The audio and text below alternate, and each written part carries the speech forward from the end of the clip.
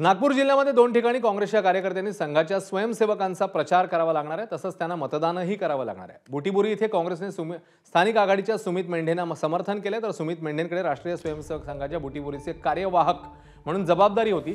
दुसरीकडे वाडी नगर परिषदेत काँग्रेसने प्रेमनाथ झाडेंना उमेदवारी दिली आहे। प्रेमनाथ झाडे 8वा मैल भागात संघाची शाखा भरवत होते। या दोन्ही उमेदवारांना काँग्रेसच्या स्थानिक पदाधिकाऱ्यांचा विरोध होता, मात्र या दोन्ही उमेदवारांना काँग्रेसचे नेते सुनील केदार यांनी समर्थन केलंय। याच प्रकरणावरून केदार यांची काँग्रेस वरिष्ठांकडे तक्रारही करण्यात आली आहे। दरम्यान आज उमेदवारी अर्ज मागे घेण्याचा शेवटचा दिवस होता। या दोन्ही उमेदवारांचे अर्ज कायम राहिल्याने काँग्रेस कार्यकर्त्यांना आता त्यांचा प्रचार करावा लागणार आहे। एबीपी माझा, उघडा डोळे बघा नीट।